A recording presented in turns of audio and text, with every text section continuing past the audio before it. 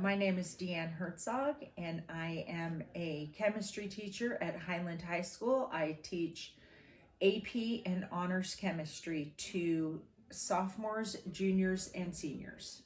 Very nice. So we're learning about different philosophies of education, in particular, learning about different ways that people learn. And so discussing different philosophies of how people learn. So in your opinion, what would be the optimum learning situation? It just says optimum learning situation for learning. So what's the best situation for students to learn? I think it very much depends on the age of the student as well as the subject. For my students, especially in AP, there's a lot of direct instruction because there's a lot of information that I have to get out quickly. For honors, it is a mix of direct instruction and labs and activities where they will work in something and collect data, and then we come together and make meaning of the data. Okay, AP cool. also does labs. Yeah. But yeah. And more like serious labs and less like kind of. Oh gosh, yeah. Yeah. More intensive. Yes. By a long shot. Okay. Thank you very much. The next question is, what would the teacher be doing in that situation? So I guess in both your AP, which is a different situation than your honors class, how would you as the teacher handle both of those situations? In direct instruction, of course, I am lecturing to the students and they're taking notes, and I am explaining with the support. I use slides, but I also add a lot to that in the explanation. When students are doing an activity or a lab, I'm monitoring, walking around. I do very little actually helping them through the lab.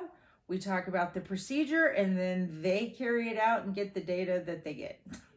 Sounds good. Yeah. A real experiment for sure. Yeah. All right, so what would students be doing in that situation? In direct instruction, students are taking notes. And I do have some notes templates that they use in AP, but in honors, they're just all on their own. And so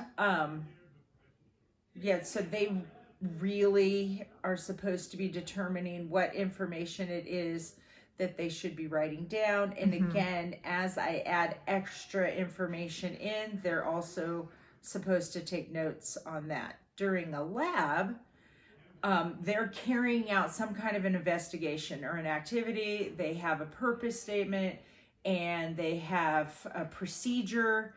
And so they are actually doing it and recording their data. Really cool. Yeah. So they're kind of more involved as students in the actual goings on of the lab than. Yes. Okay. Very neat. Yeah. What kind of learning materials would students be using? For, of course, direct instruction, they have their notes. Yeah. And for a lab, it could be anything. They have, sometimes the lab's printed out. Sometimes they've had to take notes or write about it in their lab notebooks first, and then they're gathering the data. That would be varying. I use activities, everything from beans to actual chemicals to all kinds of stuff that you can use. Yeah. Because you're in a kind of unique position as a chemistry teacher that you actually have a lot of actual materials that you have to work with. Like, yes, yeah. In English, you might be like, I use this, flip chart or this thing, but like there's actual materials that you have to be using. I actually use chemicals. Yeah. And so, but we do modeling. We have like molecular model kits where they built the molecules so they could see what they look like in 3D. Yeah. Like I said, I use beans to simulate like electrons. We have little colored discs to simulate things. There's a lot so to like of help them stuff understand the actual like almost physicality of the actual scientific information that they're learning. Right, because you can't see it with your eyes. Right. So we have to use a model. Yeah, that's really cool. What would assessment look like in that environment? We assess, we have formative assessments, summative assessments. Formative assessment is usually on a 4-point scale. This is only for honors. and it's just questions based on what they've learned and their understanding. They're all short answer. We do not use multiple choice ever in honors. In AP, I use the AP test bank, so they have Okay, a multiple choice yeah. section and a free response section on every single test that are AP Yeah. questions. Right, because they're preparing to actually take the AP test. Yeah. Yeah. And I know just the nature of what it is that I teach.